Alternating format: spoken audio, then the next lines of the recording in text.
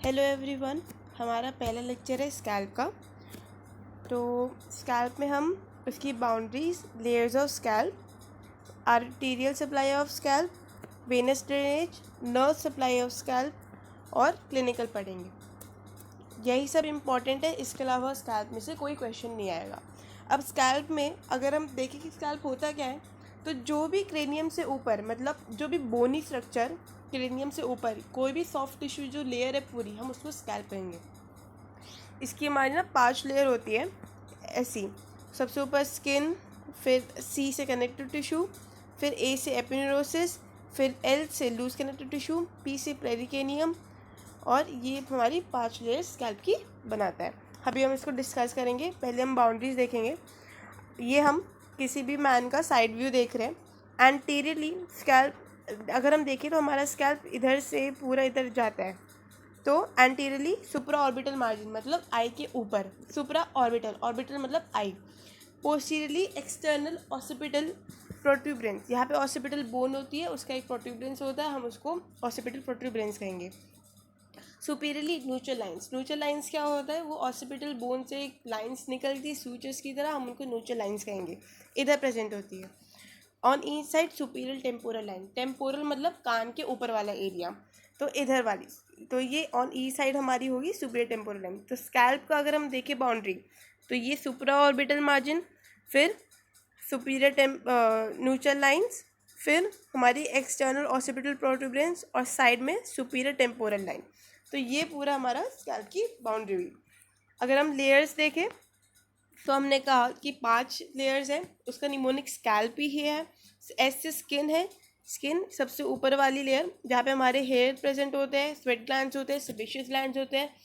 तो यहाँ पे हमारी सिस्ट बनना, बॉयल्स बनना बहुत कॉमन है। फिर नेक्स्ट आता है सुपरफिशियल फेशिया। ये क्या है, एक पैसेज देता है नर्व्स और वेसल्स को जो स्किन से पास कर सके। अगर आप देखो तो ये यहाँ पे आर्टरी और वेन्स, आर्टरी और वेन्स, ये सब हमारे प्रेजेंट किस में, सुपरफिशियल फेशिया में। सुपरफिशियल फेशिया को हम कनेक्टिव टिश्यू भी कहेंगे और हम इसको सबक्यूटेनियस फेशिया भी कहेंगे। सबक्यूटेनियस क्यों, क्योंकि स्किन के नीचे है, तो सबक्यूटेनियस। तो सुपरफिशियल फेशिया का नाम ही कनेक्टिव टिश्यू है, कनेक्टिव टिश्यू का नाम ही सबक्यूटेनियस फेशिया है। फिर नेक्स्ट लेयर आती है हमारी डीप फेशिया, जिसको हम एपिक्रेनियल एपिन्यूरोसिस कहेंगे, ये गेलिया एपिन्यूरोटिका कहेंगे, जो कि ऑसिपिटो फ्रंटालिस मसल से बनी है। जो हमारा एपिक्रेनियल एपिन्यूरोसिस है वो यहाँ से लेके यहाँ तक चलता है। तो उसकी 2 बेलीज हुई, एक फ्रंटालिस मसल की और एक ऑसिपिटालिस मसल की। तो इसका फंक्शन क्या है, movable on pericranium along with overlying and adherent skin and fascia, and it has 2 bellies of occipito frontalis muscle. ये क्या कहना चाह रहे हैं कि जो हमारा एपिक्रेनियल एपिनोसिस है, ये डार्क वाला, ये ऊपर की स्किन और सुपरफिशियल फेशिया को नीचे पेरिक्रेनियम से आराम से मूव कराता है। तो एक बस ये सारे आपस में बहुत अच्छे से अटैच्ड है, एडहेर्ड है, और इनका मूवमेंट साथ साथ होता है, और वो हमारा एपिक्रेनियल एपिनोसिस कराता है। सॉरी। फिर 4th लेयर आती है लूज एरियोलर टिश्यू की। ये बहुत इंपॉर्टेंट लेयर है। It gives passage to emissary veins which connect extracranial veins to intracranial venous sinuses.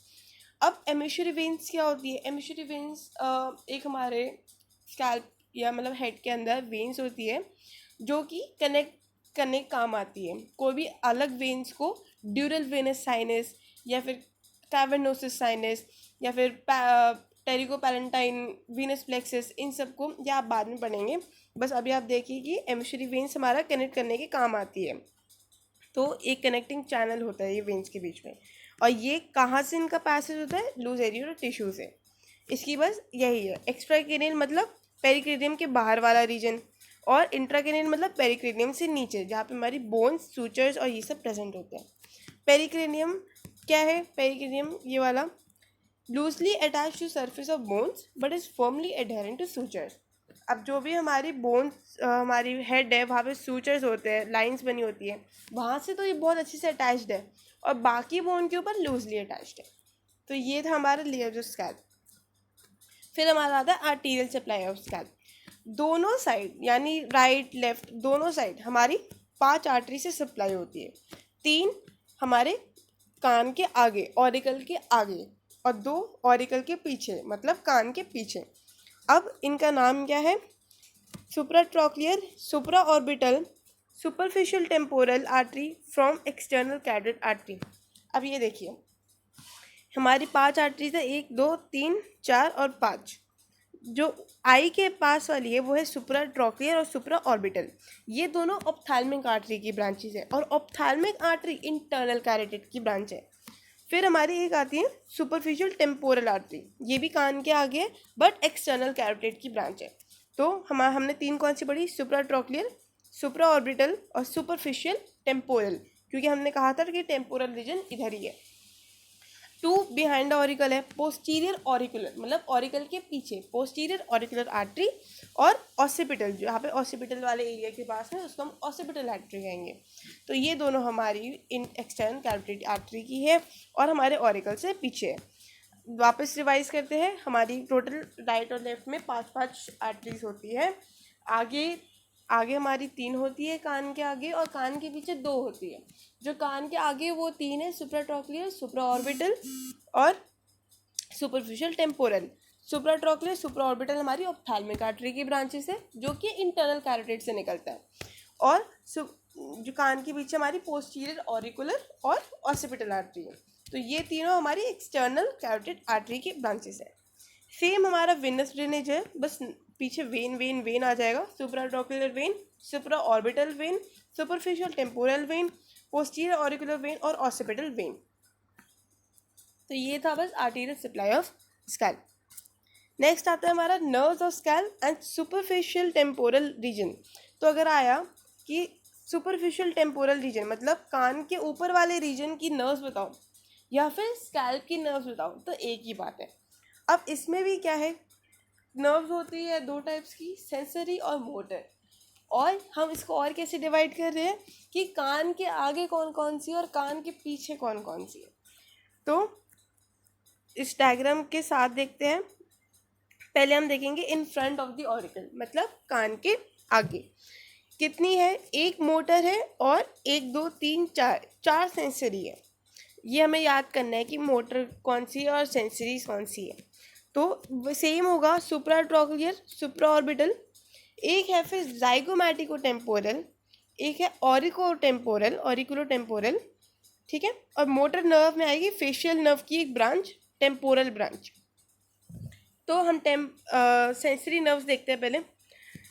तो सुप्राट्रॉक्लियर जो सुप्रा ऑर्बिटल है, ये दोनों हमारी ऑप्थेल्मिक डिवीजन से आती है, जो कि ट्राइजेमिनल नर्व से आती है। ट्राइजेमिनल नर्व क्या है, हमारे फेस में जो ट्राइजेमिनल नर्व है वो 3 डिवीजन देती है, ऑप्थेल्मिक, मैक्सिलरी और मैंडिबल। जो ऑप्थेल्मिक डिवीजन है वो आई के एरिया को सराउंड करता है, वहाँ पे सप्लाई करता है।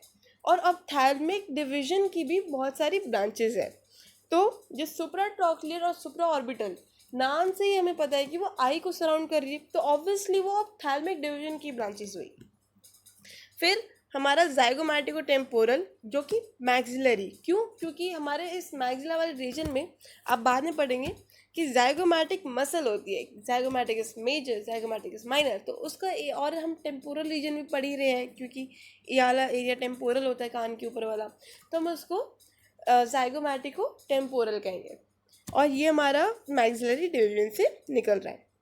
ऑरिकुलोटेम्पोरल हमारी ब्रांच ऑफ मैंडिबुलर डिवीजन है। मैक्सिलरी ऊपर होता है और मैंडिबुलर उससे भी नीचे होता है, तो ऑरिकुलोटेम्पोरल उससे भी नीचे है। मोटरस नर्व में हमारी आएगी temporal branch of facial nerve. Facial nerve हम बाद में पढ़ेंगे कि उसकी 5 ब्रांचेस होती है, उनमें से एक ब्रांच होती है टेम्पोरल वाली, और वो टेम्पोरल रीजन को सप्लाई करती है।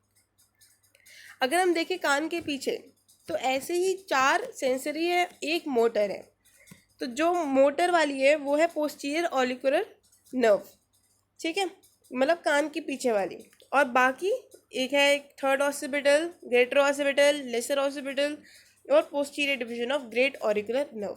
बस आसानी से याद हो जाएगा कि जो हमारी ये सब है, ये तो सर्वाइकल प्लेक्सस से निकल रही है। बिहाइंड द ऑरिकल वाली जो कान के पीछे वाली है, जो भी सेंसरी वाली है, वो सब हमारी सर्वाइकल प्लेक्सस से निकल रही है। और एक मोटर है पोस्टीरियर ऑरिकुलर ब्रांच, ये भी एक फेशियल नर्व का ब्रांच है। ठीक है, एक बार रिपीट करते हैं डायग्राम को देखकर। सुप्राट्रॉक्लियर, सुप्राऑर्बिटल, ऑप्थैल्मिक डिवीजन से आई। जाइगोमैटिकोटेम्पोरल नर्व हमारी मैक्सिलरी डिवीजन से आई। Temporal branch of facial nerve, तो ये हमें समझ ही आ रहा है कि ये एक मोटर नर्व है और फेशियल नर्व से निकल रही है। क्यों? क्योंकि फेशियल नर्व मोटर नर्व है, तो इसलिए ऑब्वियसली याद करना हो तो फेशियल नर्व की ब्रांचेस भी मोटर ही होंगी।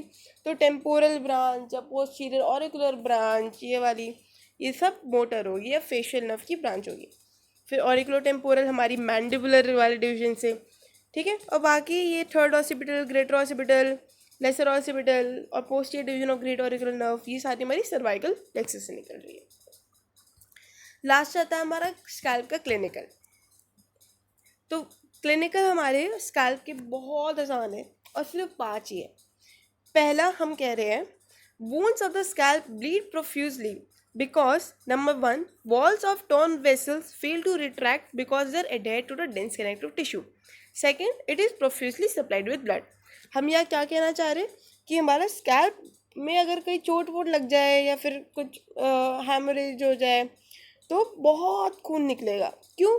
क्योंकि जो हमारी वेसल्स है वो हमारी वॉल से ना चिपकी हुई है, तो जब कट लगेगा तो वो रिट्रैक्ट ही नहीं कर पाएगी, वो इतने अच्छे से चिपकी हुई है, तो इसलिए वो बहुत खून निकलेगा। और क्योंकि हमारा स्कैल्प में सप्लाई इतना ज़्यादा है तो बहुत ही ज़्यादा खून निकलेगा।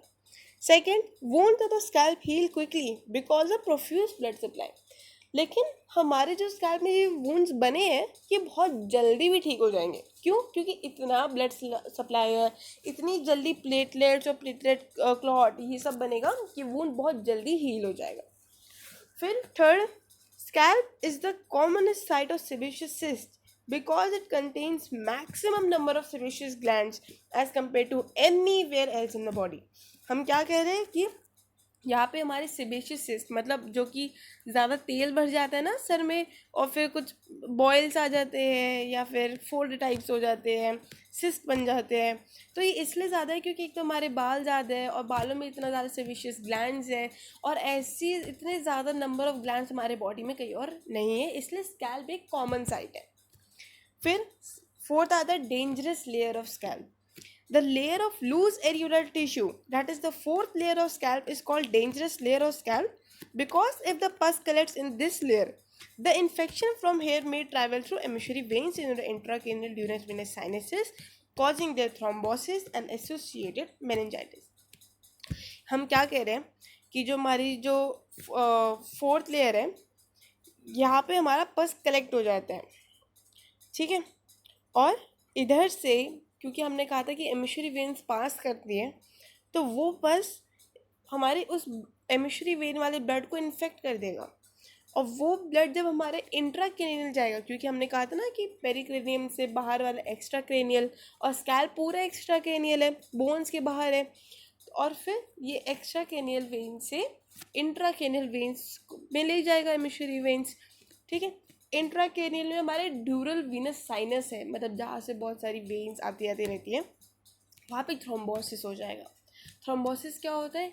मतलब एक गंदा सा क्लॉट, एक इन्फेक्टेड क्लॉट हमारा वहाँ पे जमा हो जाएगा।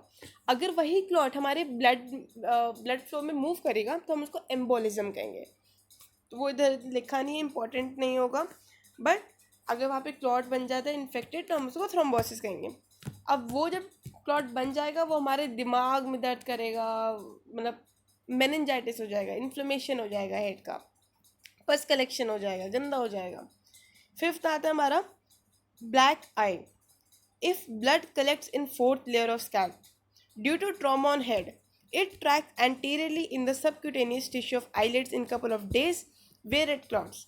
As a result, the eyelids appear black.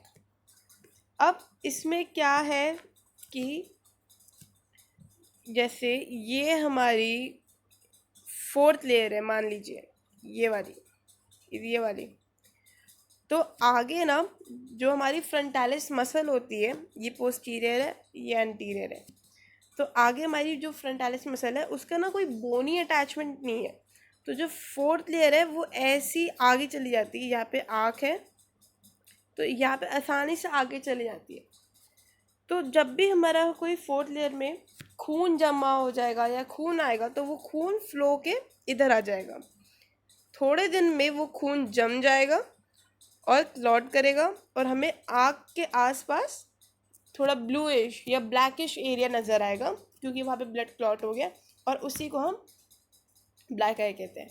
जब भी कहीं हेड पे आप चोट मारो या कहीं पे भी मारो और यहाँ पे ब्लड कलेक्ट हो जाए तो फोर्थ लेयर में आगे आ जाएगा और क्लॉट कर जाएगा और हमें ब्लैक आई नज़र आएगी। तो ये था बस आज का लेक्चर। स्कैल्प हमारा कंप्लीट है, इसके अलावा स्कैल्प में से और कोई क्वेश्चन नहीं आएगा। Thank you.